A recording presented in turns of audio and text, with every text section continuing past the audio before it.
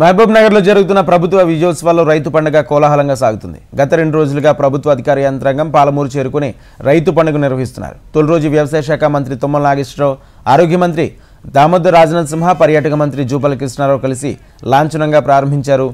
3 రోజుల పాటు నిర్వహించిన రైతు పండుగ ముగింపు ఉత్సవాల్లో ఈ రోజు ముఖ్యమంత్రి రేవంత్ రెడ్డి పాల్గొంటారు.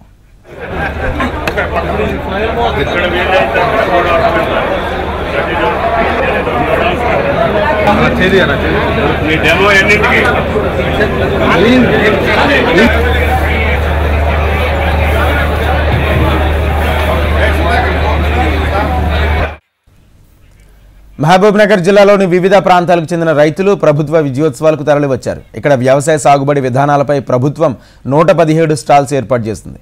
అధికారులు రైతులకు సూచనలు, సలహాలు ఇస్తున్నారు. జిల్లా కలెక్టర్ విజయేంద్ర భోయి రైతు స్టాల్స్ సందర్శించారు. రైతు పండుగలో ప్రభుత్వం ఏర్పాటు చేసిన వ్యవసాయ పనిముట్లు, ఆధునిక వ్యవసాయ పరికరాలు ప్రయోజనకరంగా ఉన్నాయని కలెక్టర్ విజయేంద్రపై అభిప్రాయం వ్యక్తం చేశారు. వచ్చినప్పుడే నాతో మాట్లాడుతూ నేను వ్యవసాయ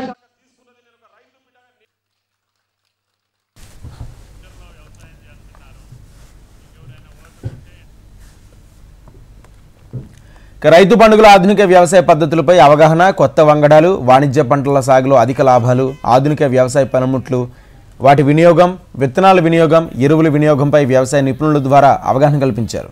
రైతు ప్రయోజనాలను దృష్టిలో ఉంచుకుని ప్రభుత్వం ఆర్థికంగా ఇబ్బంది పడుతున్నప్పటికీ రైతు రుణాలను మాఫీ చేసిన ఘనత ముఖ్యమంత్రి రేవంత్ రెడ్డికి దక్కుతుందని మంత్రులు తెలిపారు. రైతులు ఆనందంగా ఉంటేనే దేశం సుభిక్షంగా ఉంటుందని, రైతు బిడ్డగా రేవంత్ రెడ్డి భావించిన ఆర్థిక కష్టాలను రుణమాఫీతో గట్టెక్కించారని మంత్రులు గుర్తు చేశారు.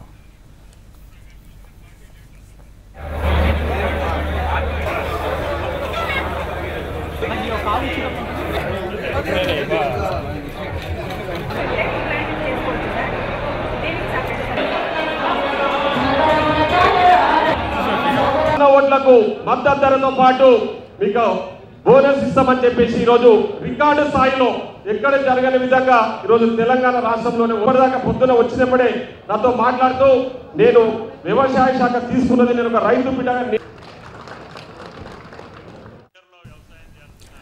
ప్రభుత్వ విజయోత్సవాల్లో 3వ రోజు ముఖ్యమంత్రి రేవంత్ రెడ్డి హాజరై రైతుల్ని మరింత ఉత్తేజపరచబోతున్నారు. ఇప్పటిదాకా రైతులకు చేకూర్చిన ప్రయోజనాలతో పాటు రాబోయే రోజుల్లో రైతుల కోసం ప్రభుత్వం అందించే సహాయ సహకారాల గురించి రేవంత్ రెడ్డి ప్రస్తావిస్తారు.